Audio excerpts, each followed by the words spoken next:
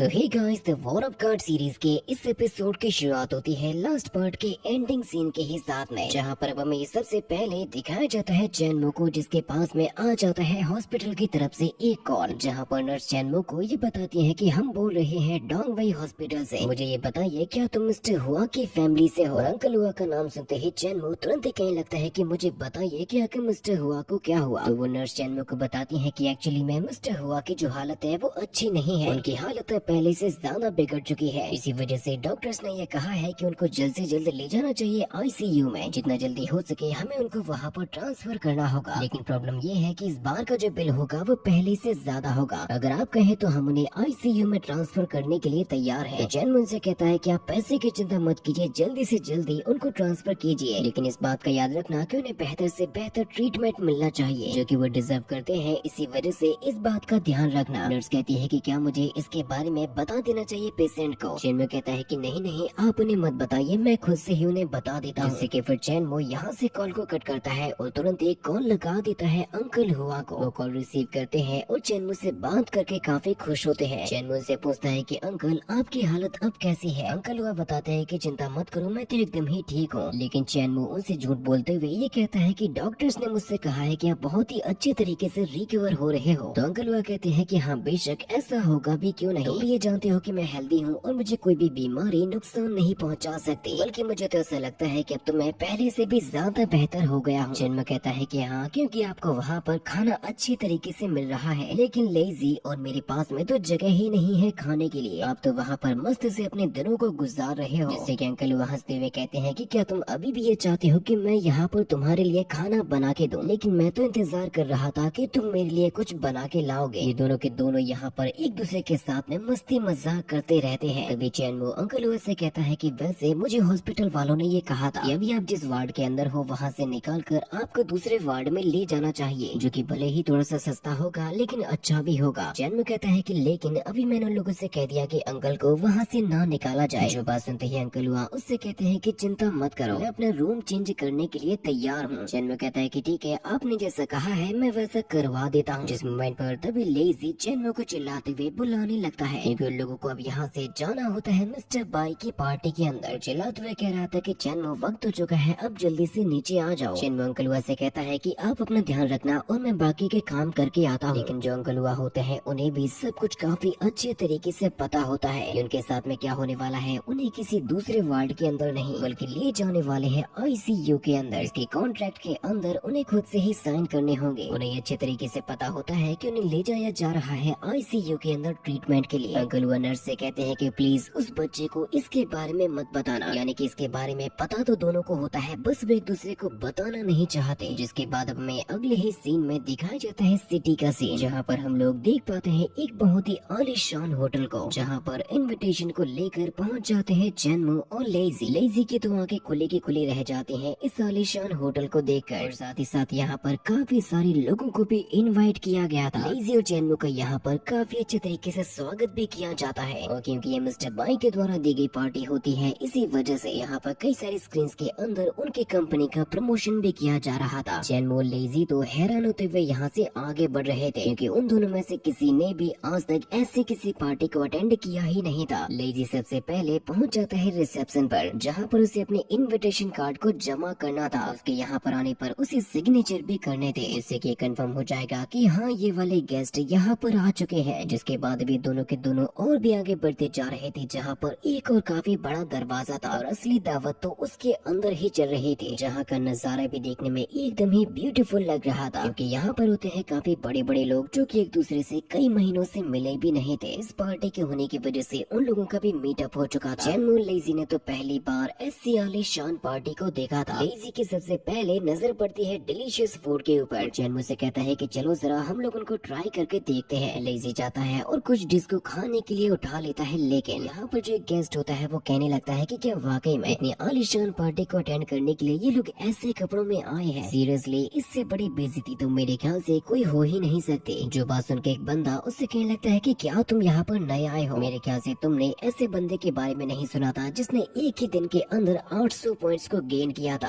अगर तुम उसके बारे में जानते होते तो ऐसा सवाल बिल्कुल भी नहीं करते कि यही है वो जीनियस जिसका नाम है असल में चैनमो। चैनमो लेजी जिन साइंटिस्ट इसको टेस्ट कर रहे थे वो उन्हें काफी ज्यादा पसंद भी आती है। जिस नए बंदे ने चेनमो के बारे में सुना होता है कि इसने गेन किए थे 800 पॉइंट्स को केवल एक ही दिन के अंदर, तभी फिर लेजी चेनमो से ये कहने लग जाता है कि इस पार्टी के अंदर जितने भी लोग आए हैं वो सभी के सभी डोंगशंग सिटी के अपर क्लास से बिलोंग करते हैं, क्योंकि यहाँ पर काफी बड़ी बड़ी कंपनीज के डायरेक्टर्स होते हैं। उन्हीं में से एक होते हैं पेजिंग, जो कि होते हैं वीके ग्रुप के क्रिएटिव डायरेक्टर, जो कि अपने ही कैटेगरी के लोगों के साथ में मीटअप कर रहे थे। अभी उसी मोमेंट पर एक और बंदा उनका नाम लेते हुए पहुंच जाता है और वो ये कहने लगता है कि तुम्हारे इतने सालों के नाम को मैंने खराब कर दिया। इतने सालों से तुम आगे थे लेकिन अब मैंने तुम्हें पीछे कर दिया। कसम से मिस्टर वेई, मुझे तुम्हारे लिए बहुत ही बुरा लग रहा है। जिसको देखते ही मिस्टर वेई तो तुरंत ही यहाँ से चले भी जाते हैं। तो फिर उस बंदे के बारे में चेनमो लेजी से पूछने लग जाता है कि मुझे बताओ जरा कि आखिर वो कौन है। लेजी बताता है कि इसका नाम है हुआ वेई, जो कि है क्रिएटिव डायरेक्टर एमिनिया का। हुआ वेई का नाम सुनकर तभी चेनमो को याद आ जाता है कि ये तो एक्चुअली में वही बंदा है जिसने लेजी के काम को चुरा कर अपना नाम बना लिया था। इसीलिए लेजी तुरंत ही गुस्से के साथ में जाने लगता है हुआ वेई की तरफ। चेनमो उसको रोकता है और कहता है कि आखिर तुम ये क्या करने वाले हो। लेजी बताता है कि यही है वो बंदा जिसने मेरे काम को चुराया था। आज मैं इस भरी महफिल में उसे उसकी औकात दिखा दूंगा। तो चेनमो से कहता है कि लेजी, मैं तुम्हारी फीलिंग्स को समझ सकता हूँ, लेकिन इस वक्त पर तुम्हें अपनी भावनाओं को संभालना होगा और यहाँ का माहौल खराब नहीं करना है। ये यहाँ की मीटिंग हो जाने दो, उसके बाद का जिम्मा तुम मुझ पर छोड़ देना। उससे तो मैं अपने हिसाब से निपटूंगा और मैं तुम्हारा ही साथ दूंगा। जिस मोमेंट पर तभी वहाँ पर आ जाती है लैन फेंग चेनमो को बुलाते हुए, जिसको देखते ही लेजी का पूरा ध्यान चला जाता है लैन फेंग के ऊपर। लैन फेंग चेनमो से पूछती है कि मुझे बताइए कि आखिर क्या हुआ। लेजी कहता है कि नहीं नहीं, यहाँ पर ऐसा कुछ भी नहीं हुआ, बल्कि मैं तो यहाँ पर चेनमो के साथ में ही आया हूँ, जैसा कि आपने मुझसे कहा था। हम लोग तो इसी बारे में ही बातें कर रहे थे कि आप हमें अभी तक दिखाई क्यों नहीं दी हो। लैन फेंग कहती है कि माफ कीजिए, आज मेरे पास में काफी सारे गेस्ट हैं और उन सभी को देखने की भी जिम्मेदारी मेरे ही ऊपर है। लेजी कहता है कि हाँ वो तो ठीक है, लेकिन हम लोग भी तो तुम्हारे गेस्ट ही हैं, इसी वजह से तुम्हारी ये जिम्मेदारी बनती है कि तुम हमें भी अटेंड करो। लैन फेंग थोड़ा सा सोचती है और ये कहती है कि ठीक है, मैं सबसे पहले मिस्टर चैन को यहाँ से ले जाती हूँ अपने प्रेसिडेंट से मिलाने के लिए, क्योंकि वही है जो कि मिस्टर चैन से मिलना चाहते थे। चैन कहता है कि ठीक है, मैं तुमसे मिल लूंगा, लेकिन तब तक मेरा ये दोस्त क्या करेगा। जिससे कि लेजी कहता है कि ठीक है दोस्तों, तुम जाओ, तब तक मैं तुम्हारा इंतजार करता हूँ। बस कोशिश करना कि तुम जल्दी से जल्दी वापस आ जाओ। तो फिर चैन तुरंत यहाँ से जाने लगता है लैन फेंग के साथ में मिस्टर बाई के पास। लेजी ये नजारा देखते हुए कहता है कि मैं तो पहले से ही जानता था कि ये मेरे लिए कोई बेकार की ट्रिप नहीं होने वाली, क्योंकि लेजी के पास में कुछ इंटरेस्टिंग सा प्लान होता है यहाँ पर करने के लिए। इसके बाद फिर अगले ही सीन में दिखाया जाता है ऑफिस के अंदर मिस्टर बाई को, जो कि अपना काम कर रहे थे। तभी उनके ऑफिस का दरवाजा खुलता है और अंदर आ जाता है चैन। लेकिन जो मिस्टर बाई होते हैं उन्होंने तो चैन की तरफ अपनी नजर उठा के भी नहीं देखा था। सीट की तरफ इशारा करते हुए कहते हैं कि चैन उस पर बैठ जाओ, और तभी साथ ही साथ वो चेक करने लग जाते हैं चैन के प्रोफाइल को, जिसका स्कोर अब एक्चुअली में हो चुका होता है पूरे 860। मिस्टर बाई कहने लगते हैं कि तुमने मेरी एक ऐसी प्रॉब्लम को सॉल्व कर दिया जिसके अंदर काफी सारे लोग, यहाँ तक कि मैं भी अटका हुआ था, और मैं उस प्रॉब्लम को सॉल्व करने के लिए तुम्हारा शुक्रिया अदा करना चाहता हूँ। कहता है कि प्रेसिडेंट भाई, मैं भी बहुत ही ज्यादा खुश हूँ जो कि मैं आपके काम में आया, और मुझे जो क्रेडिट्स मिले थे मैंने उनको एक्सचेंज करके अपनी जरूरत की चीजों को भी ले लिया। इससे कि आप भी जानते हो कि मैंने ये काम कोई फ्री में नहीं किया था। जो बात सुन के तभी मिस्टर बाई उससे कहने लगते हैं कि तुम्हें इस बात का कोई भी अंदाजा नहीं है कितने सारे मिड लेवल के और कितने सारे एडवांस लेवल के कार्ड मेकर भी उस क्वेश्चन को सॉल्व नहीं कर पाए थे जिसको तुमने चुटकियों में कर दिया था। इसी वजह से अभी तुम्हें खुद ही तुम्हारे टैलेंट के बारे में पता नहीं है। मैं ये जानना चाहता हूँ कि अगर मैं किसी को तुम्हारे जैसा बनाना चाहता हूँ तो आखिर वो कैसे होगा। जन्म कहता है कि देखिए सर, ये तो मुझे भी पता नहीं है, मैंने तो बस उस सवाल को सॉल्व किया जो कि रेगुलर सवालों के जैसे ही मेरे सामने आते गए। जो बात सुन के मिस्टर बाई उसके ऊपर हंसने लगते हैं और उससे कहने लगते हैं कि चैनमो, क्या तुम्हें ये वाकई में लगता है कि 800 पॉइंट्स को केवल एक ही दिन के अंदर कमा पाना ये कोई मजाक की बात है जो कि तुम ऐसे ही नॉर्मली आते जाते प्राप्त कर लोगे। चलो कोई बात नहीं, हर किसी इंसान का अपना खुद का एक सीक्रेट होता है और मैं ये भी जानता हूँ कि तुम वो मुझे बताना नहीं चाहते। अब तुम मुझे ये बताओ, क्या तुम ये चाहते हो कि तुम्हारा जो टैलेंट है वो हमेशा ही छुपा रहे, उसके बारे में किसी को भी पता ना चल सके। जिसका मेरे पास में एक आइडिया भी है। मेरे क्लब के अंदर एक वैकेंसी खाली है जो कि है टेक्निकल डायरेक्टर की, और मैं ये जानना चाहता हूँ कि क्या तुम उसमें इंटरेस्टेड हो। जो बात सुन के चैनमो उससे कहने लगता है कि सर, मुझे ऐसा लगता है जैसे कि आप कोई गलती कर रहे हो, क्योंकि मैं इतना भी काबिल नहीं हूँ। मैं तो केवल एक छोटा मोटा रोगी कार्ड मेकर ही हूँ। मुझे नहीं लगता कि मैं इतने बड़े ओहदे के लायक भी हूँ। जो बात सुन के मिस्टर भाई कहते हैं कि तुम्हें पूरे 2 मिलियन की सैलरी दी जाएगी पूरे 1 साल में, और ये अमाउंट किसी भी छोटे मोटे कार्ड मेकर के लिए बहुत ही ज्यादा होता है। मिस्टर भाई कहते हैं कि तुम्हारे पास में ये काफी सुनहरा मौका है उस गंदगी से बाहर आने का जहाँ पर तुम रहते हो, फिर तुम्हें कभी भी लाइफ में कोई भी प्रॉब्लम नहीं होगी। जन्म कहता है कि वैसे सर मैं आपकी जानकारी के लिए ये बता देना चाहता हूँ कि मैं किसी गंदगी में नहीं रहता हूँ। मिस्टर बाई कहते हैं कि ठीक है, मैं तुम्हारी बात को समझ गया हूँ, लेकिन अब मैं तुम्हारे सामने एक ऐसा ऑफर लाने वाला हूँ जिसको तो तुम चाहकर भी मना नहीं कर पाओगे। अगर तुम एक क्लब की डायरेक्टर बन जाते हो तो उसके बाद फिर तुम और तुम्हारी पूरी की पूरी फैमिली इस डाउनशिंग सिटी के किसी भी हॉस्पिटल में बेस्ट मेडिकल केयर को प्राप्त कर सकती है। मेरे ख्याल से अभी तो मिस्टर हुआ की कंडीशन को मुझसे ज्यादा बेहतर तरीके से जानते होगे कि वो किन हालातों से गुजर रहे हैं और उन्हें कौन सा मेडिकल केयर चाहिए। जो बात सुनते ही चैन भी चौंक जाता है और ये कहने लगता है कि आखिर इनको मिस्टर हुआ के बारे में कैसे पता। मिस्टर बाई कहते हैं कि तुम मेरी कही गई बातों का जवाब कुछ समय बाद भी दे सकते हो। तभी वहाँ पर भागते हुए आ जाती है लैन फ्रैंक और वो कहने लगते हैं कि मिस्टर चैन जल्दी से नीचे चलिए क्योंकि लेजी और मिस्टर हुआवे के बीच में बहस हो गई है। जो बात सुन के तो चैन भी शॉक हो जाता है और इसके बाद की कहानी हम नेक्स्ट पार्ट में देखेंगे।